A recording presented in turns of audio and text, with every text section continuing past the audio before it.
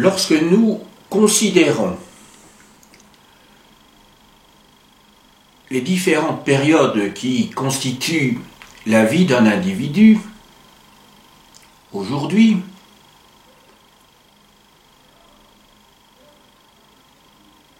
cinq époques, si je calcule bien, divisent l'existence. Tout d'abord, l'enfance, qui elle-même peut se subdiviser entre l'âge du nourrisson, la petite enfance et l'enfance proprement dite. Ensuite, l'adolescence, c'est la période de la puberté, de la transformation du corps et de la psychologie des individus, bien sûr. Une troisième période, juste après l'adolescence, que l'on appelle la jeunesse, puis l'âge mûr, et finalement la vieillesse, que l'on a tendance à subdiviser maintenant en troisième et quatrième âge. Cela n'a pas été toujours comme ça dans le passé.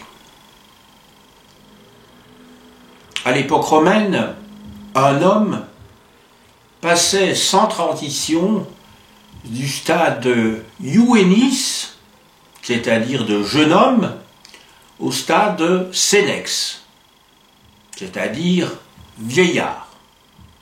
La césure se situant vers 45 ans.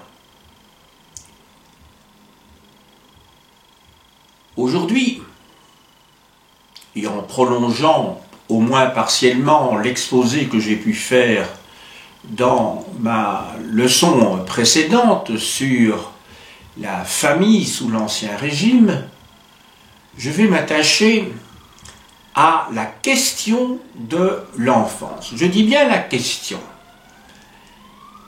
parce que la notion d'enfance ne renvoie pas, sous l'Ancien Régime, du XVIe au XVIIIe siècle, à la même réalité qu'aujourd'hui. Prenons tout d'abord le mot lui-même, enfant. Enfant vient d'un mot latin, infans, avec le préfixe in qui marque la négation, et puis le participe passé fans, qui vient d'un verbe déponent, donc qui a une forme passive mais un sens actif, qui est phari, parler. Littéralement donc, un infans, c'est celui qui ne parle pas.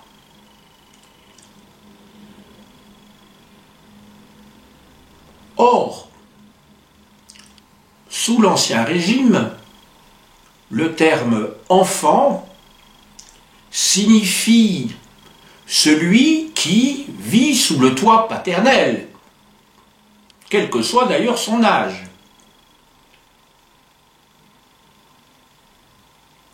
Vous remarquerez qu'aujourd'hui, le terme enfant a deux significations. Il s'agit d'une part des êtres humains qui ne sont pas encore pubères, l'âge variant de 2 ans entre les filles et les garçons, mais le terme enfant peut aussi signifier un rapport de filiation entre des parents et leur progéniture. Donc, on peut avoir 60 ans et être toujours considéré comme l'enfant de ses parents qui ont 90 ans. D'ailleurs, ses parents diront toujours « mes enfants » en parlant de leurs fils et filles qui ont un âge qui les situe eux-mêmes à l'âge d'être grands-parents. Cette petite introduction étymologique, car je crois qu'il est toujours essentiel de réfléchir au sens des mots à partir de leurs racines,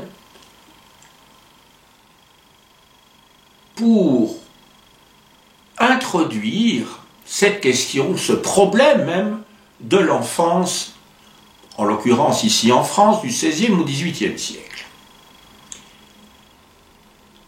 C'est Philippe Ariès qui, en 1960, dans un ouvrage tout à fait pionnier, a posé le problème. Je vous montre ce livre, non pas dans l'édition originale, mais dans une édition ultérieure, L'enfant et la vie familiale sous l'Ancien Régime, dans la collection Point Histoire. Cet ouvrage, qui date maintenant de 60 ans, introduisait l'enfance dans l'histoire des mentalités.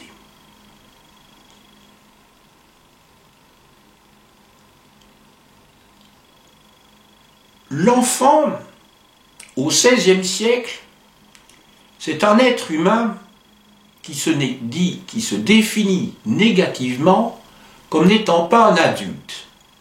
L'enfant n'existe pas en tant que tel. L'adulte, c'est l'être humain qui, arrivé au bout de sa croissance, est capable de procréer et de mener une vie autonome. Or, au XVIe siècle comme au Moyen Âge, l'enfant n'existe pas. Autrement dit, si je voulais utiliser des termes philosophiques, ce n'est pas seulement qu'il n'existe pas, mais il n'a pas d'essence. Ce qu'il n'a toujours pas aujourd'hui, mais enfin, aujourd'hui on peut définir ce qu'est un enfant. À cette époque-là, il est défini uniquement par rapport au stade ultérieur qui constitue en fait l'essentiel de la vie, c'est le cas de le dire quand j'utilise le terme essentiel, et qui est, je dirais, l'état naturel presque de l'être humain.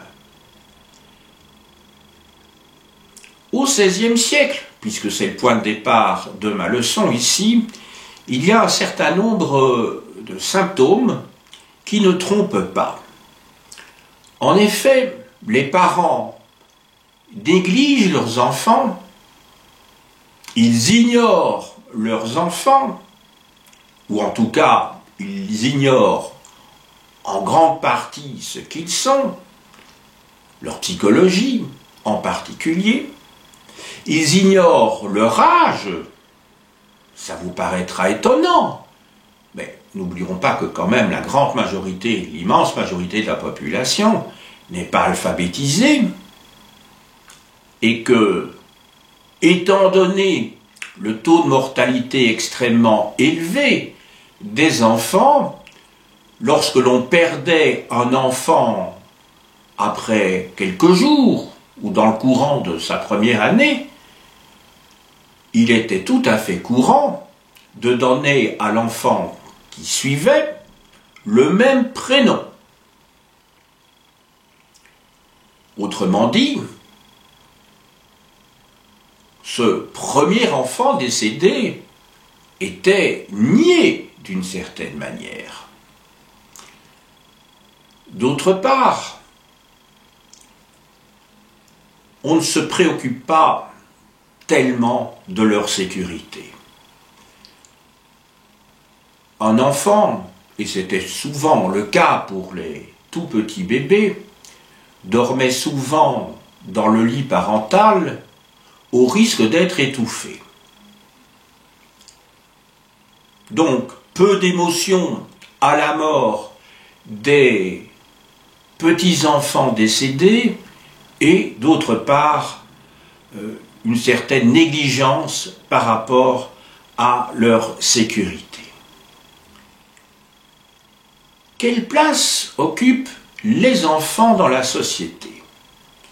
On peut dire qu'après le sevrage, c'est-à-dire après les quelques semaines où la mère est préoccupée par son nourrisson, elle doit aller travailler au champ ou au rouet si elles travaillent pour des activités textiles. Très rapidement, l'enfant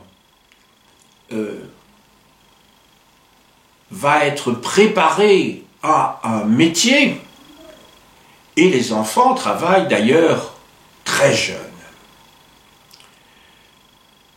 Ce n'est qu'au XVIIe siècle et au XVIIIe siècle que l'on voit une profonde mutation s'opérer dans le regard, je dis bien dans le regard, que l'on va porter aux enfants.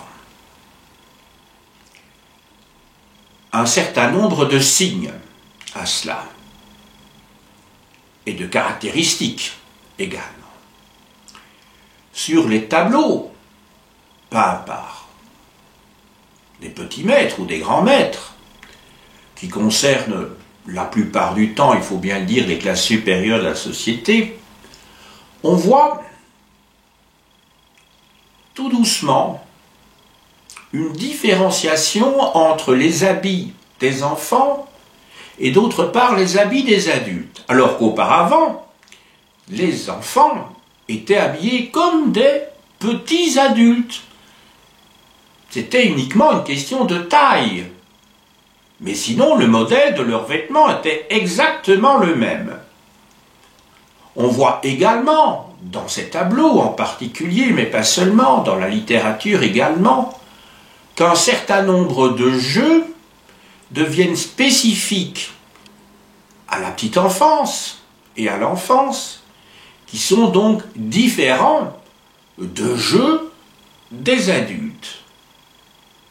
On voit apparaître également une littérature enfantine, mais aussi un certain nombre d'éléments dans la religion catholique qui s'intéressent plus particulièrement aux enfants, mais aussi à la responsabilité des parents vis-à-vis de leurs enfants. C'est ainsi que des personnages qui parlent davantage à l'imaginaire des enfants sont mis en évidence par la religion catholique. C'est ainsi que l'enfant Jésus est mis en évidence. Il est question également d'anges gardiens qui sont représentés d'ailleurs. Il est question également d'enfants saints.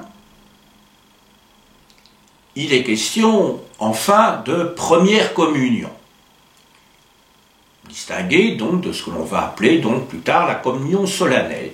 Tout ça doit rappeler à ceux qui ont une éducation chrétienne un certain nombre d'éléments ou de souvenirs, à moi en particulier. Je me souviens d'ailleurs que nous avions sur l'épaule représenté dans le catéchisme d'une part l'ange gardien et d'autre part un ange, ou plutôt un petit démon tout rouge qui nous attirait vers le mal. C'est représenté d'ailleurs sous une forme très comique dans un Tintin, dans les aventures de Tintin, où l'on voit le capitaine Haddock qui est tantôt attiré par l'un ou par l'autre quant à son désir de boire du whisky. Mais ici, je parle d'enfants.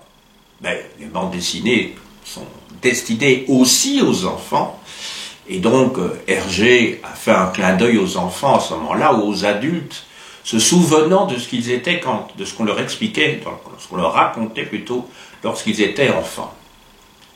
Voilà, un certain nombre d'éléments nouveaux qui sont autant de symptômes que une différenciation apparaît dans le regard que l'on porte sur les enfants, qui ne sont plus perçus comme des adultes seulement, comme des adultes potentiels, mais qui sont considérés en tant que tels. C'est une énorme révolution.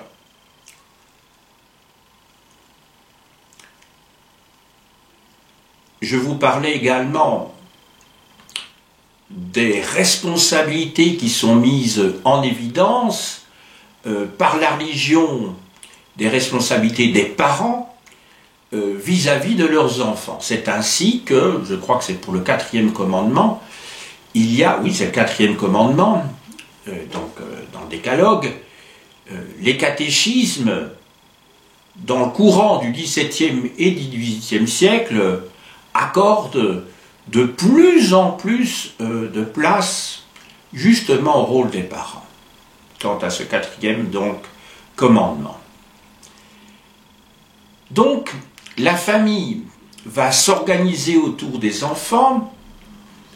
On va découvrir, c'était déjà un peu le cas au XVIe siècle d'ailleurs, on va découvrir les enfants de manière souvent amusée au départ. Hein. Il ne faut pas penser que tout de suite, il y a eu des grands pédagogues qui sont penchés sur les enfants, mais enfin, et il y a une forme d'attachement, d'affection particulière qui est portée sur les enfants, ce que Philippe Ariès, dans le livre dont je vous ai parlé ici, appelle le mignotage.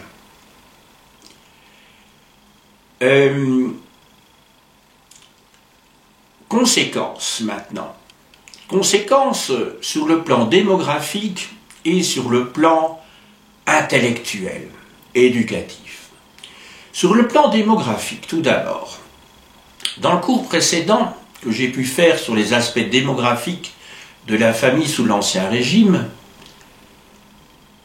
j'avais précisé, j'avais noté que un enfant sur 5, un enfant sur 4 plutôt, un enfant sur 4 décède avant la fin de sa première année d'existence et qu'un autre enfant décède avant ses 10 ans. Autrement dit, 25 plus 25%, ce qui veut dire que 50% des enfants, donc des êtres humains, décèdent avant 10 ans. Ce qui explique évidemment, pour des questions de survie psychologique, certainement que les parents ont dû avoir une certaine distanciation vis-à-vis des parents. Mais inversement, on peut se poser la question, justement, comment dirais-je, on peut retourner le problème à l'envers. On observe que les moyens contraceptifs deviennent plus fréquents à partir du XVIIe siècle et au XVIIIe siècle parce que l'on veut mieux s'occuper des enfants en ayant moins. Autrement dit, qu'ils ne soient plus perçus comme de petits animaux qui sont en attente de devenir, dans les milieux populaires, paysans ou ouvriers, des forces de travail, mais qu'ils sont considérés de plus en plus en tant que tels. Mais ici, il faut bien l'avouer, il s'agit essentiellement des classes supérieures de la société. Sur le plan éducatif, maintenant, la famille va jouer un rôle de nid, un rôle fondamental sur le plan de la sécurité de l'enfant, mais va lui servir également de lieu où son éducation va se faire. Mais à côté, bien sûr, de la famille, il y a aussi l'enseignement, qui fera l'objet d'ailleurs de la leçon qui va suivre, où il sera question des petites écoles que j'expliquerai donc dans le prochain cours. Dans l'enseignement vont apparaître des maîtres spécialisés, je fais référence ici essentiellement aux classes supérieures, des maîtres spécialisés tant dans les matières intellectuelles que sur le plan moral. Donc ce sera le rôle d'enseigner des disciplines relevant de ces deux secteurs, morale et religion étant étroitement liées, bien sûr, à cette époque-là. Dans le courant du XVIIIe siècle, et plus on approche vers la fin de l'Ancien Régime, des intellectuels vont s'attacher à l'enfance. Je pense tout d'abord à un auteur qui va avoir un retentissement considérable, en tout cas un de ses ouvrages en matière d'éducation, c'est évidemment l'Émile, ou de l'éducation, qui est publié en 1762, c'est-à-dire l'année même où l'auteur publie le contrat social. C'est un gros ouvrage. Ici, vous voyez l'édition Garnier-Flammarion qui fait pratiquement 600 pages. Et Rousseau va être suivi par toute une série de disciples et un certain nombre de pratiques liées à l'exercice physique, à une diversification, je dirais, des pratiques scolaires viseront dorénavant à favoriser progressivement et de plus en plus l'épanouissement des enfants. Des médecins également, de la deuxième moitié du XVIIIe siècle, marquent un intérêt de plus en plus prononcé pour les enfants malades. Autrement dit, ce ne sont plus seulement des signes, des symptômes, mais des réalités concrètes qui se mettent en place et qui montrent que l'on est passé dans un autre âge, dans une autre phase de la perception de l'enfance. Et que donc, la périodisation que nous connaissons aujourd'hui et qui se subdivise presque à l'infini, puisque je vous ai parlé de 3 périodes au moins pour l'enfance, puis je vous ai parlé de l'adolescence, puis de la jeunesse, de l'âge mûr et enfin de la vieillesse, subdivisée également en 2, comme je l'ai dit tout à l'heure. Eh bien, en fait, c'est le résultat d'un processus qui remonte au début du XVIIe siècle. En outre, vous savez qu'à notre époque, un certain nombre d'éléments nouveaux liés à une meilleure alimentation, liés également à la pratique du sport, ont fait que on devient pubère de plus en plus tôt. Donc l'adolescence maintenant, elle commence avant 11-12 ans pour les filles. Ça se voit lorsque, par l'âge des premières règles, par exemple, donc on devient pubère de plus en plus tôt, alors que sous l'Ancien Régime, la puberté pouvait intervenir très tard. Je vous rappelle mon cours sur la famille, où je disais que la puberté intervenait parfois à 18-19 ans, donc très tardivement. Inversement, à notre époque, l'adolescence se prolonge de plus en plus, au point que l'on parle même de tanguy, c'est-à-dire que l'adolescence, en tant qu'âge pas seulement biologique, mais en tant qu'âge également psychologique, se prolonge par la durée des études, par le fait que les enfants, lorsqu'ils ne trouvent pas, les adolescents plus exactement, lorsqu'ils ne trouvent pas du travail pendant leur jeunesse, restent justement des adolescents. Ils sont toujours sous la dépendance de leurs parents puisqu'ils ne peuvent pas être autonomes. À mon époque, il y avait encore des allocations de chômage après une courte période d'attente, après les études supérieures. Maintenant, ce n'est plus le cas. Donc on est condamné, si je puis dire, à rester chez ses parents s'il n'y a pas de travail. Voilà. Donc c'est pour vous dire que la notion d'âge de la vie est liée à plusieurs facteurs, des facteurs biologiques, bien sûr, en premier lieu, des facteurs sociaux et des facteurs psychologiques, de psychologie collective.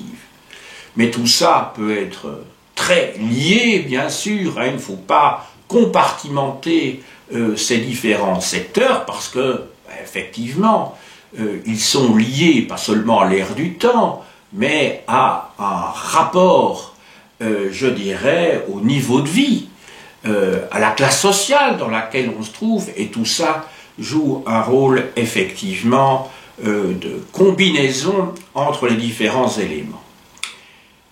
Mais pour l'Ancien Régime, pour revenir à l'Ancien Régime, après cette escapade dans le XXIe siècle, il y a quand même un certain nombre de limites que j'ai déjà commencé à évoquer lorsque je vous ai dit que le regard change sur les enfants, considérés comme tels, mais essentiellement dans les classes supérieures de la société, alors que, donc, il y a une découverte, si vous voulez, dans la noblesse et dans la bourgeoisie, alors que, à la campagne et dans les milieux populaires, en ville, c'est l'intérêt économique qui prévaut.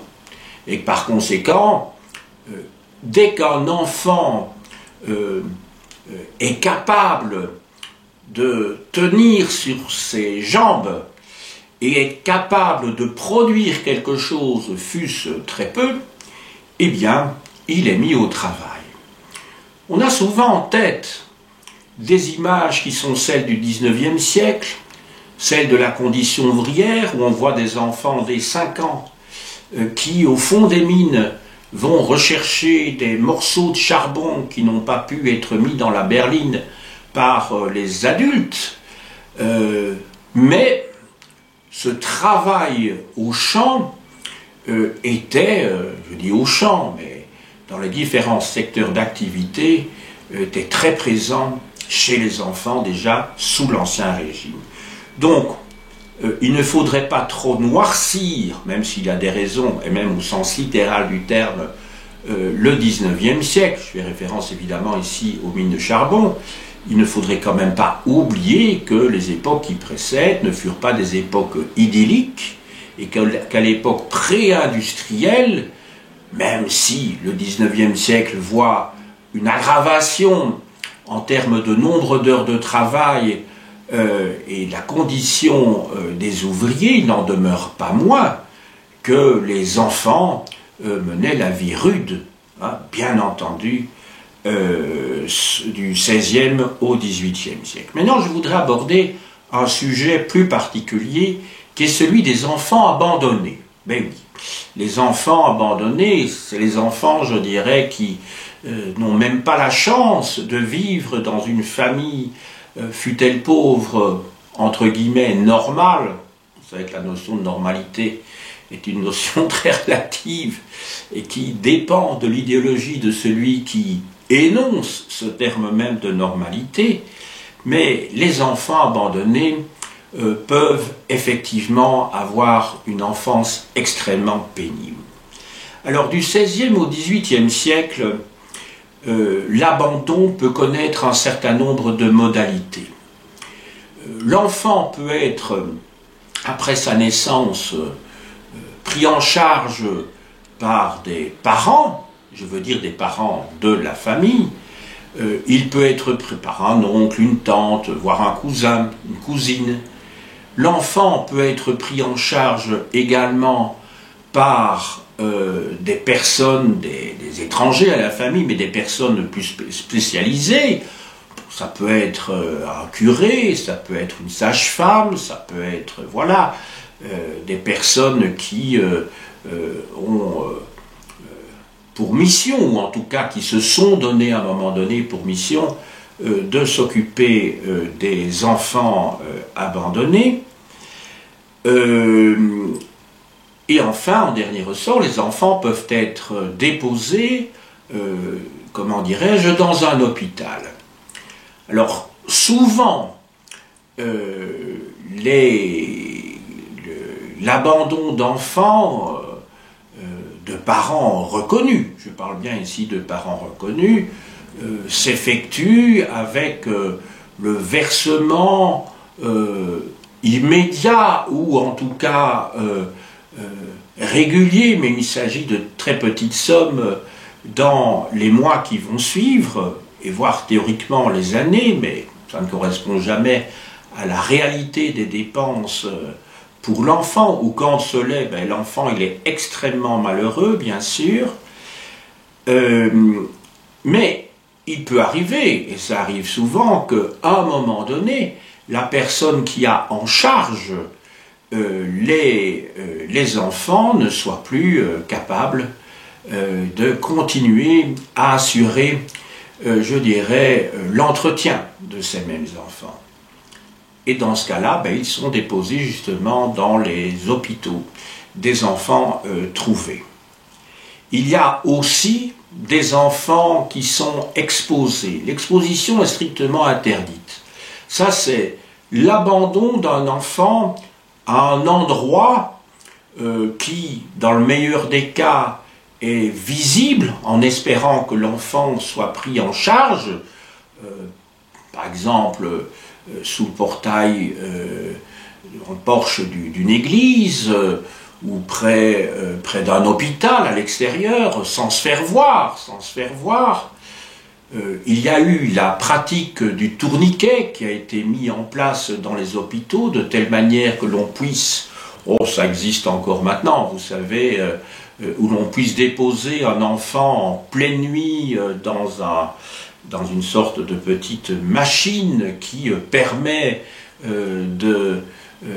comment dirais-je, de déposer son enfant à un endroit pour qu'il soit réceptionné à l'intérieur sans que le parent soit vu, enfin la personne qui a déposé l'enfant. Je dis ça existe toujours à l'heure actuelle, hein, vous savez, ce sont des boîtes aux lettres qui sont à l'entrée de certains hôpitaux et qui permettent de récupérer des enfants, en tout cas pour, par exemple, des jeunes filles qui ont accouché et qui, évidemment, ne sont pas capables de l'élever, hein, ou veulent le cacher à leur famille. Enfin, 36 raisons peuvent expliquer un tel geste qui nous paraît incroyable, mais on va dire il y a des situations qui sont extrêmement malheureuses, justement. Voilà.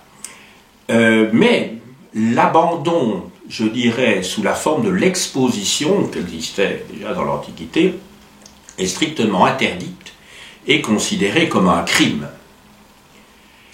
Quelles sont les raisons qui expliquent les abandons sous l'Ancien Régime? Il y a essentiellement deux raisons qui viennent tout de suite à l'esprit et qui correspondent d'ailleurs à la réalité, puisque c'est ça qui importe quand on fait l'histoire. On peut formuler des hypothèses, encore faut-il pouvoir les valider à l'épreuve des faits à partir des sources, hein, parce que sinon ce sont de pures spéculations. Eh bien, on voit qu'il y a une croissance de l'abandon des enfants depuis le XVIIe siècle, surtout dans deux situations, surtout pendant les crises de subsistance et d'autre part en période de croissance démographique. Je vais maintenant préciser ces deux cas de figure. Alors, crise de subsistance, c'est tout à fait clair, qu'il s'agisse de celle de 1661, de la dure crise de 1693-1694, ou plus tard de cet hiver terrible de 1709-1710, on voit qu'effectivement, il y a une recrudescence d'abandon des enfants. Et au XVIIIe siècle, l'élément premier sera essentiellement l'essor démographique, dont j'ai pu une fois de plus parler dans le cours précédent, qui débute vraiment à partir de 1739-1740 et qui va entraîner un paupérisme de plus en plus accru. Tout cela a été étudié dans le cas de la Belgique par un professeur de l'université de Bruxelles dans sa thèse publiée maintenant au milieu des années 1930, Paul Bonenfant. Hein, il avait fait une thèse sur le problème du paupérisme en Belgique à la fin du XVIIIe siècle. Alors, je vous ai parlé jusqu'à présent essentiellement de la prise en charge des enfants abandonnés par des proches ou par, je dirais, des particuliers, prêtres, sages-femmes, qui acceptaient de s'en occuper. Les pouvoirs publics, à partir du milieu du XVIe siècle, considèrent la chose de très près, même si ça n'apparaît peut-être pas de manière suffisante. C'est ainsi que, en 1552, un arrêt du Parlement de Paris va imposer, va obliger les seigneurs hauts justiciers de nourrir et d'entretenir les enfants abandonnés. D'autre part, cet arrêt du Parlement de Paris va aussi, comment dirais-je, imposer l'accueil de ces enfants trouvés à l'Hôtel-Dieu de Paris. Cette mesure va être répétée par d'autres édits, actes publics, en 1570, en 1579, et alors presque un siècle plus tard, 90 ans plus tard, en 1669, donc à l'époque de Louis XIV. À côté des pouvoirs publics, des congrégations s'en occupent également. C'est ainsi que, à l'époque de Louis XIII, cette fois maintenant, Vincent de Paul, donc Saint Vincent de Paul, qui, comme vous le savez, a œuvré dans sa vie dans des actions caritatives, de 1638 à 1640, va mettre en place l'œuvre des enfants trouvés, qui va être consacrée par un édit venant des pouvoirs publics, justement, celui de 1670. Si l'on fait maintenant un bilan, rien, je dis bien rien que pour les enfants abandonnés, vous comprenez bien que leurs conditions de vie étaient, sur le plan à la fois physique et sur le plan psychologique, extrêmement déplorables. Tout d'abord, on constate dans le cas des enfants abandonnés, un taux de mortalité plus important, nettement plus important que pour les autres enfants.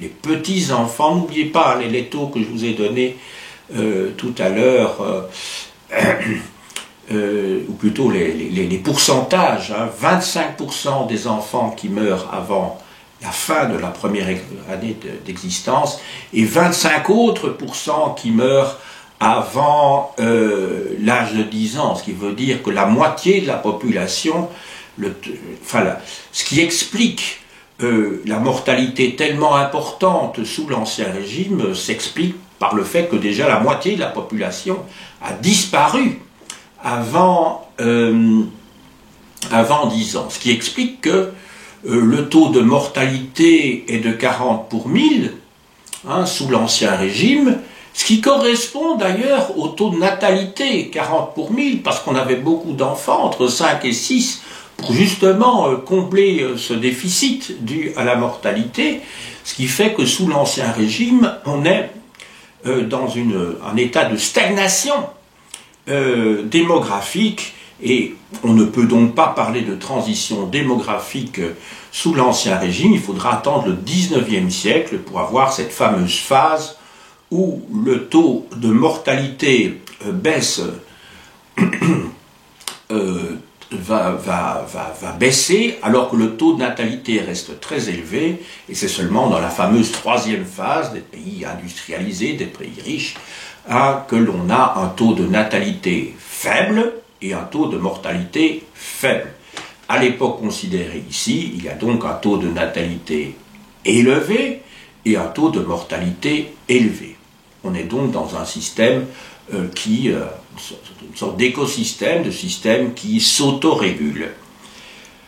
Voilà. Donc cette mortalité importante est due essentiellement au fait que ces enfants sont placés dans des hôpitaux, ils sont placés chez des nourrices, mais dans des conditions qui n'ont rien de favorable.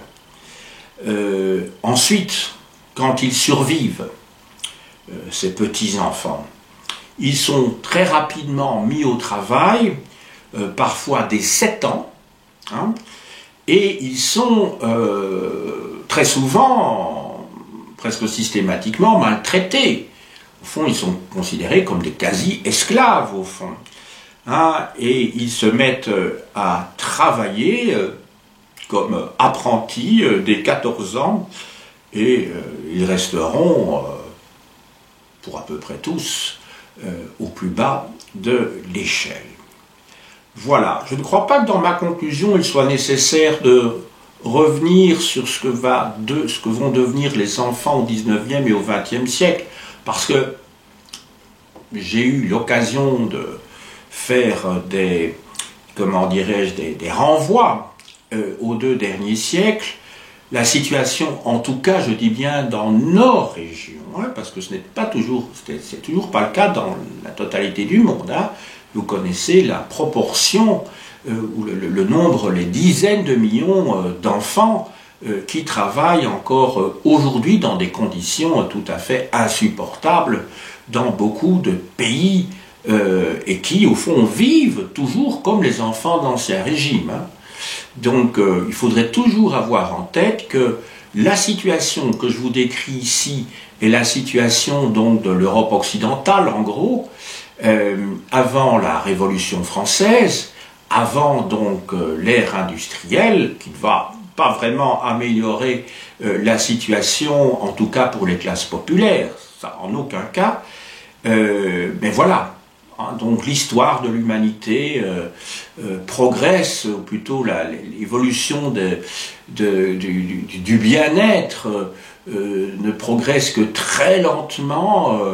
À la fin du XVIIIe siècle, au moment de la Révolution française, le révolutionnaire Saint-Just a dit dans un de ses discours célèbres, je crois que c'était à l'Assemblée nationale ou à la Convention, le bonheur est une idée récente. Ça veut tout dire. Le bonheur est une idée récente.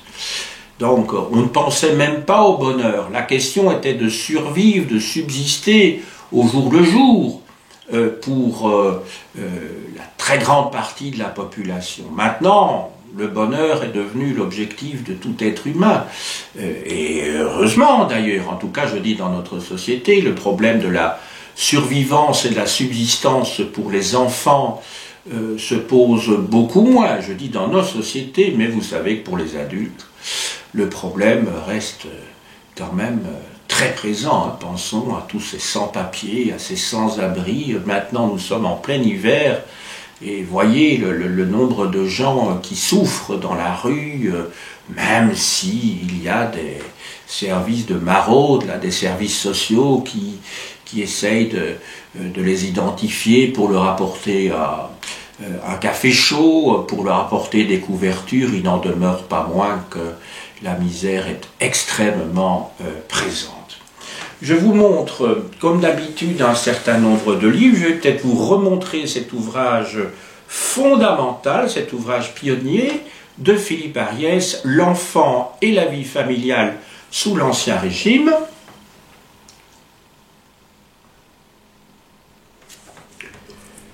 Alors, je regarde son prénom parce que je ne m'en souviens plus, c'est André Armengaud, La famille et l'enfant en France et en Angleterre du XVIe au XVIIIe siècle, aspect démographique. Alors ici, Rousseau, je vous le remonte, mais c'est peut-être pas indispensable. Alors, de Becky et Julia, Dominique Julia, Histoire de l'enfance en Occident. Ici, je vous ai apporté le tome 2 du XVIIIe siècle à nos jours. Évidemment, le tome 1 concerne la période qui précède, aux éditions du Seuil.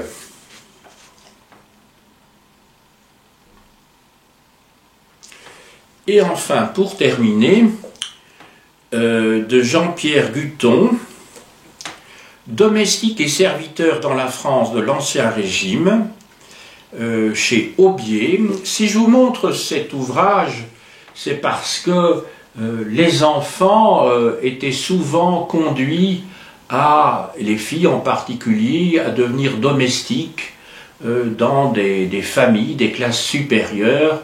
Il y avait une proportion de domestiques beaucoup plus importante qu'aujourd'hui. Vous ne pouvez pas imaginer, je n'ai pas les chiffres précis, mais encore jusqu'au 19e siècle, vous savez, avoir des domestiques chez soi lorsque on appartenait à la bourgeoisie était chose tout à fait fréquente.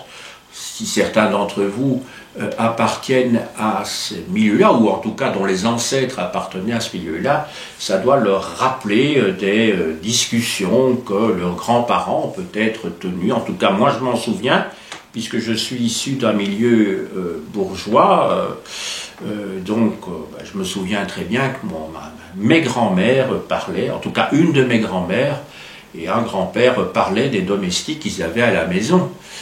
Du personnel de maison, alors qu'aujourd'hui, c'est devenu quand même extrêmement rare. Voilà. J'ai dit